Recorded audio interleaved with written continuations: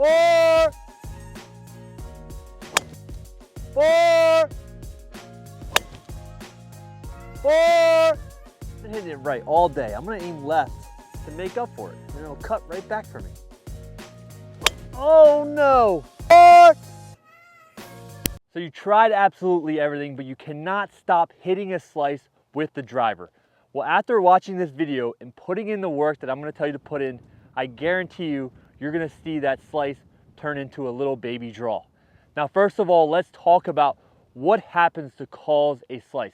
There's 3 things when we're swinging the driver that can happen that will cause you to slice the ball. Number 1, a little over the top or out to in club path. We've all heard that term before in golf, over the top. Number 2, an open club face relative to the club path. So if we're coming over the top and we shut the face, we're gonna miss left, it's gonna be direct pull, but when the face is open, you're gonna see that big slice. And number 3, something that a lot of golfers don't really think about or don't know about, and that's off-centered contacted shots with the driver face. So if you're hitting the ball on the heel, that can also cause a slice. So you can have a perfectly neutral club path, a perfectly square club face, but if you hit the ball off the heel, it's gonna slice. And we'll tell you why later on in this video. But first off, we're gonna talk about the club path. So most golfers who do struggle with slices, the number 1 issue that they're having is they're coming over the top. So they're coming over the top and they're swinging out to in. So if we're swinging out to in and that club face is squared, what we're doing is essentially putting cut spin on the golf ball. So we're cutting across it. Really, we need to swing more in to out. It's almost like when you're golfing for the first time or you've been golfing for a number of years, you want this ball to go left, so golfers try to swing the club left.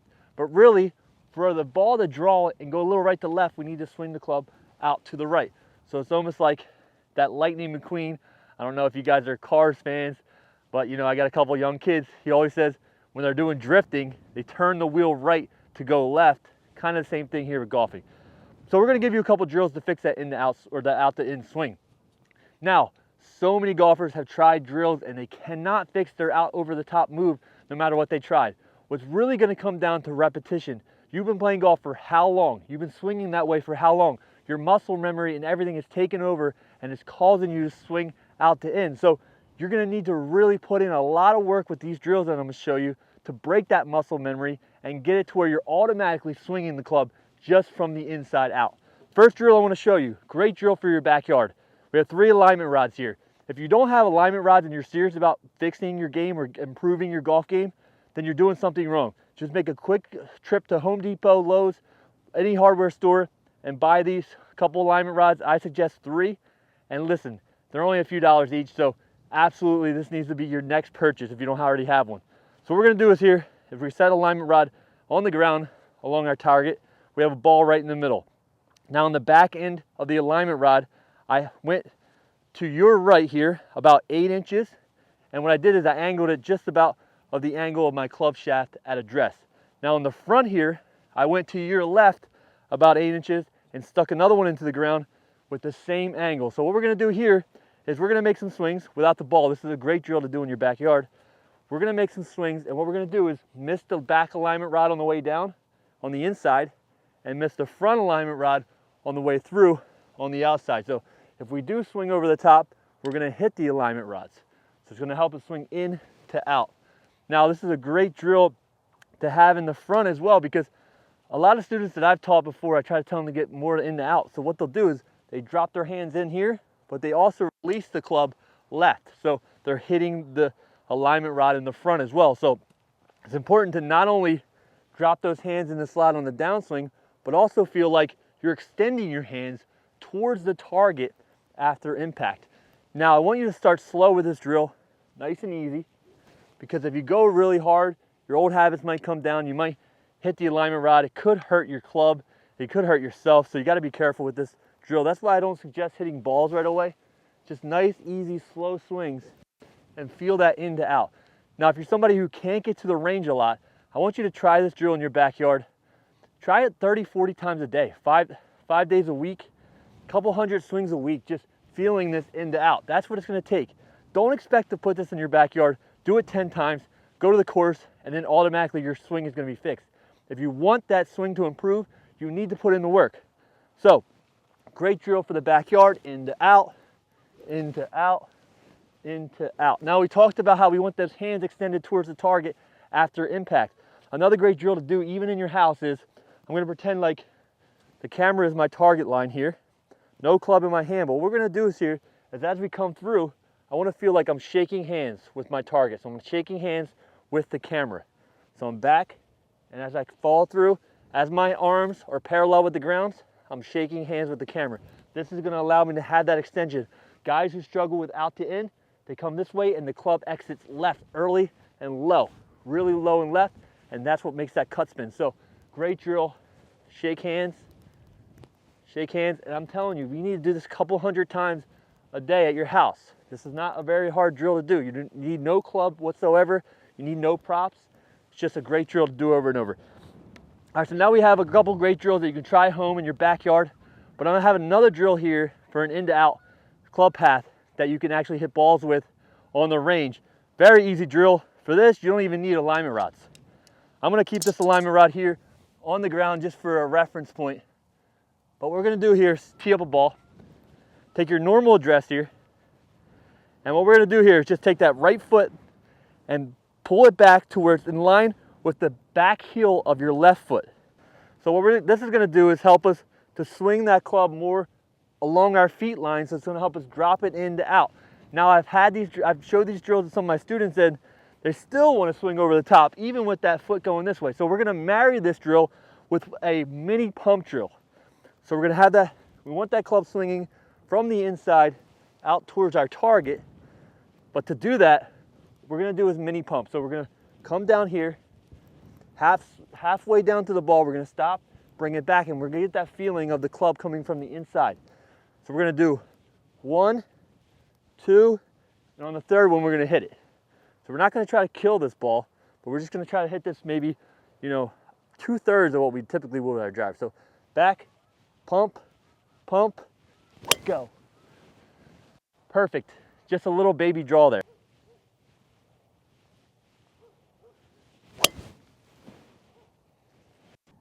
This is a drill that you can hit balls with on the range. You don't need any props.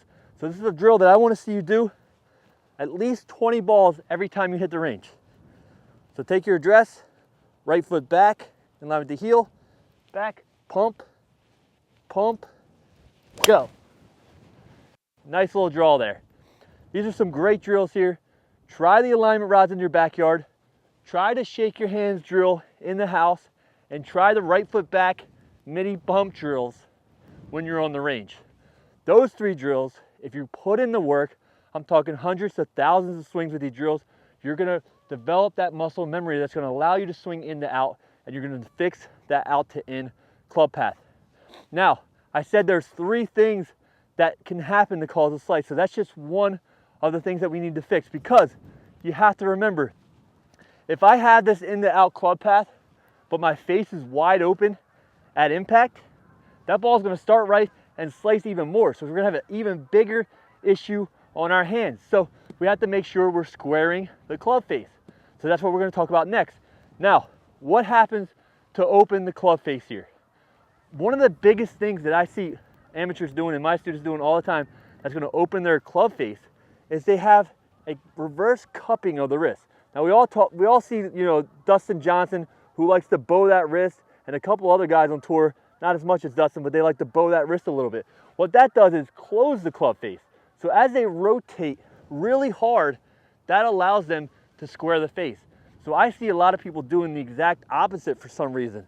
That wrist works this way in a reverse bow, and that's opening the club face. So as they come down, they have that face wide open here, and they have to try to manipulate it to square it.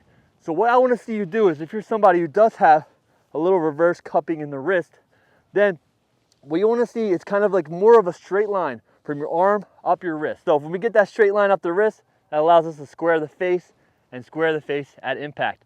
One little drill that I like to use, another great drill that you can use in your house, grab your cell phone.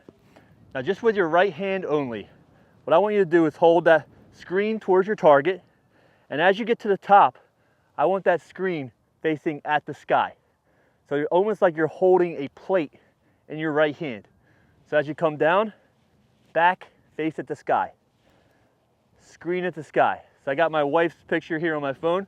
So I want to feel like her picture is pointing up at the sky or up at the ceiling if you're in the house. Now, it's kind of the exact opposite with just the left hand. That screen facing backwards now, back behind me. And as I come back, I want that screen facing more towards the ground.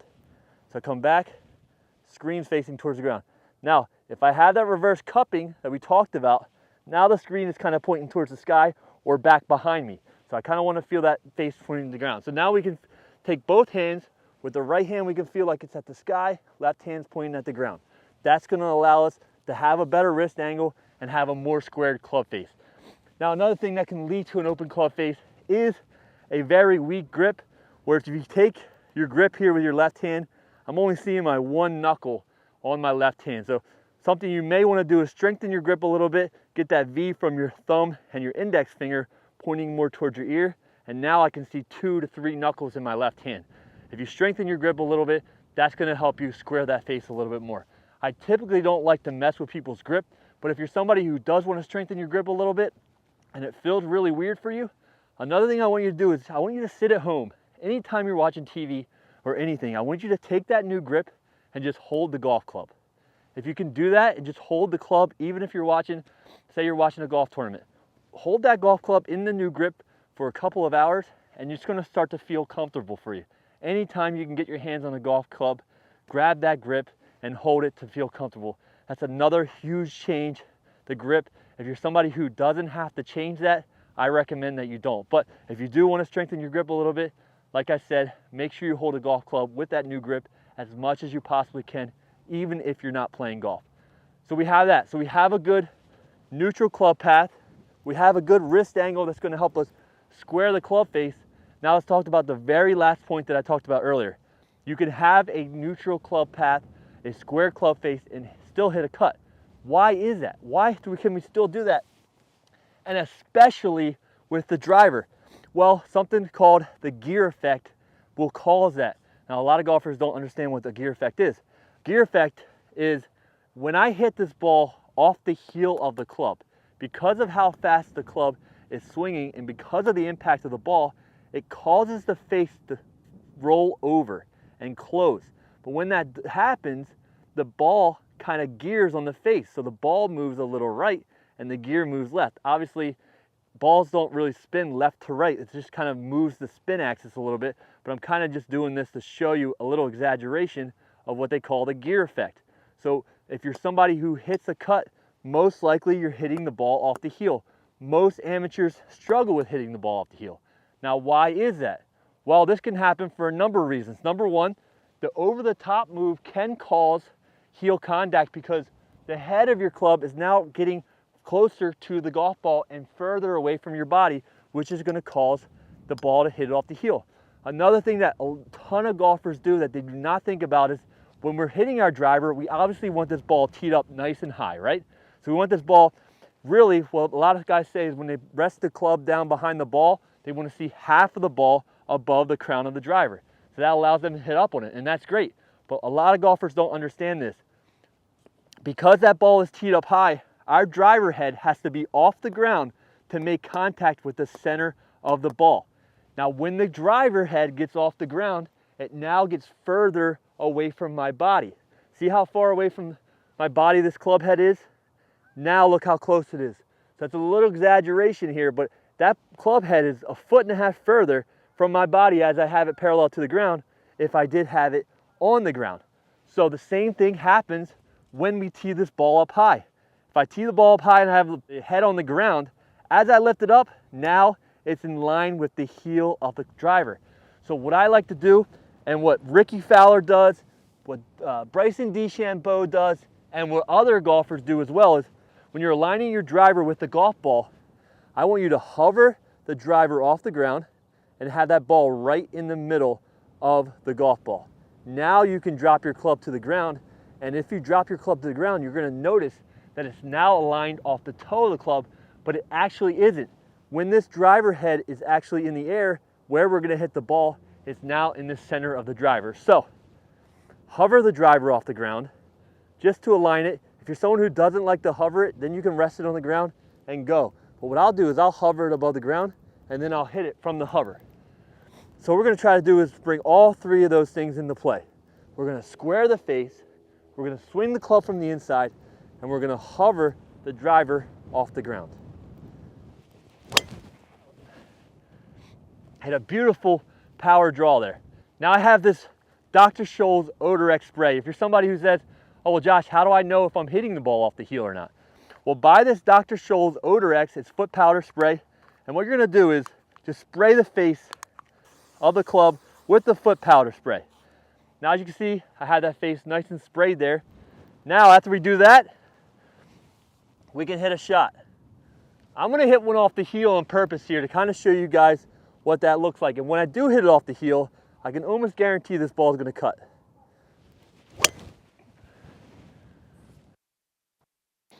Hit a little bit of a cut there, but yes, a little low on the face, but it was slightly off the heel. So when you see that, that's gonna make that club close over. Now try this Dr. Scholl's Odor X spray on your driver. If you're someone who sees this pattern develop off the heel, then do what I was talking about earlier. Hover that driver off the ground when you're aligning, and also try to keep on working on that more inside path. That's gonna help you hit more centered shots. So let's kind of go over a little overview of this video today.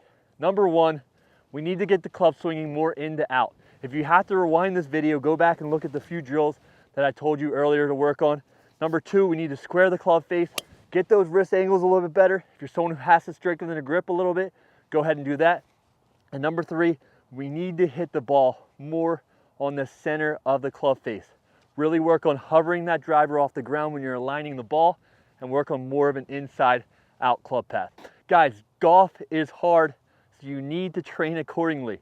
If you want to improve your game, you need to make sure you're working on these drills hundreds to thousands of times a week. A lot of these drills can be done at home. It doesn't take much effort. Making the excuse that you don't have much time to practice is not a great excuse at all. So I hope you guys learned something in this video. I hope you played better golf because of this video. And if you did like it, go ahead and give me a thumbs up, and don't forget to subscribe. I'm making more videos every single week. I appreciate you guys watching, and we'll see you next video.